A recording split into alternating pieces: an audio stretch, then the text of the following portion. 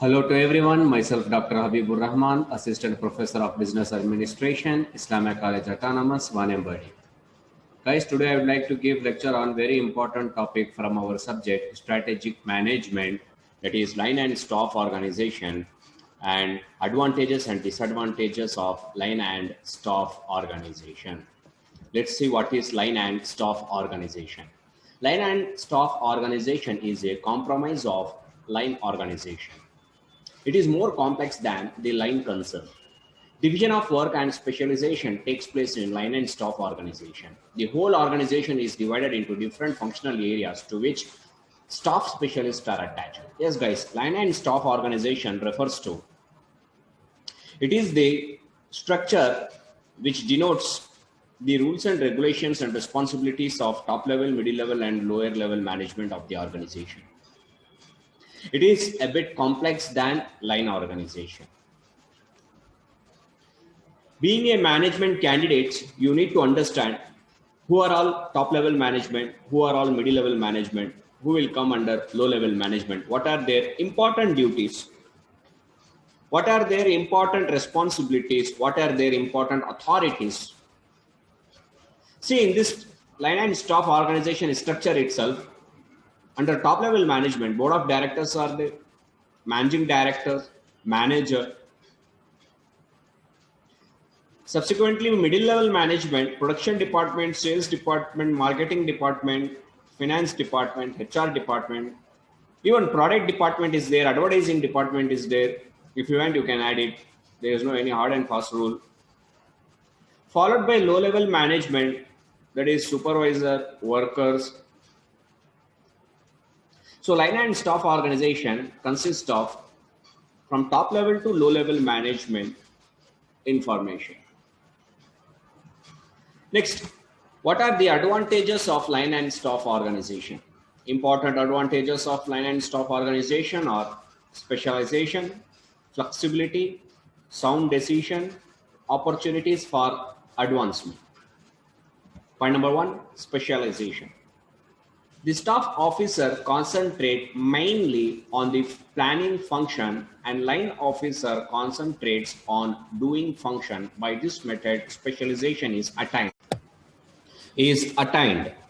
Under line and staff organization, the staff of the organization, subordinates, employees, everyone will become a specialist because they work based on the rules and regulations framed by the top level management.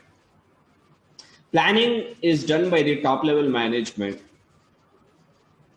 and the same should be implemented. Implementation process must be handled by the top level to low level management. So the planning function, top level management, doing function, middle and low level management, we can say. So under this category, we need to give right person, right job. If you need an accountant, you need to select only those candidates who knows accounting process, who has accounting knowledge. If you elect or select those candidates who don't have accounting knowledge, then it becomes useless, waste of time, expensive for the organization. So second advantages is flexibility. Staff can be added to all the line and new activities may be introduced without disturbing the line procedure. Hence, there is greater flexibility in the organization. Yes, guys. You can select employees. You can recruit. You can reject employees. You can terminate them. So addition, subtraction of employees will be there in each and every organization. There is no doubt.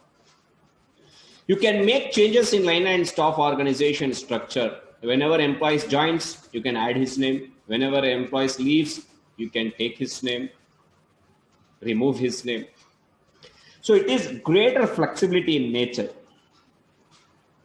Point number 3 is sound decisions. In this type, the decisions are made by experts and hence there is a possibility of making sound managerial decisions.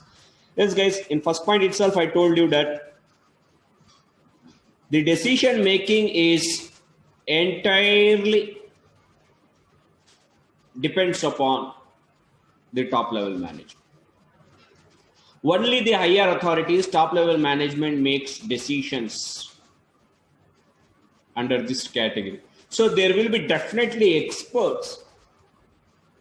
They will be having great knowledge. Knowledge will be wider.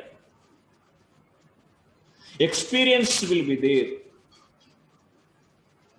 So there will be sound decisions, perfect decisions, correct decisions will be there in the organization. Next, point number 4, opportunities for advancement. In this type, a greater variety of responsible jobs are available, and it provides more opportunities for advancement of capable workers. Yes, guys. Opportunities for advancement will be high under line and staff organization because responsibilities given to each and every employees. So every employees in the organization will become responsible for their task. Definitely the career growth, future growth will be there in the organization. Next, disadvantages of line and staff organization. Point number 1, confusion. Point number 2, expensive. Point number 3, conflict between line and staff. Let's see what is point number 1, confusion. If the partner of authority relationship between line and staff executives is not clearly indicated, there may be confusion among them. Yes, guys, if authority, responsibility, the relationship between managers and employees are not good means definitely there will be confusion. There will be certain problem. Employees don't know what to do. Managers don't know how to get work from employees. This problem will be there in each and every organization whenever there is no proper relationship. Point number 2, expensive. This type requires the appointment of large number of experts, which leads to heavy expenditure. Hence, it cannot afford by small and medium scale companies. Yes, guys, line and staff organization for making decisions for everything. One experts organization needs to hire. They need to give salary to him, everything. So big companies only can do this. Small and medium company may face financial problem to do this. So it is an expensive process. And point number 3, conflict between line and staff. If there is lack of understanding between line and staff executives, then there will be conflicts between them. Yes, guys. If there is no proper understanding, definitely there will be fights. Whenever there is a fight, work cannot be done properly. Employees will approach trade union for a strike. Whenever strikes comes, production process will stop. So all these problems will come when there is no proper understanding.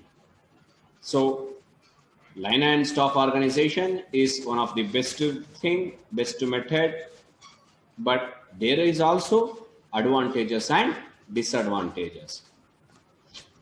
So thank you very much, guys. Next thing we'll discuss in next class. Wish you all the best.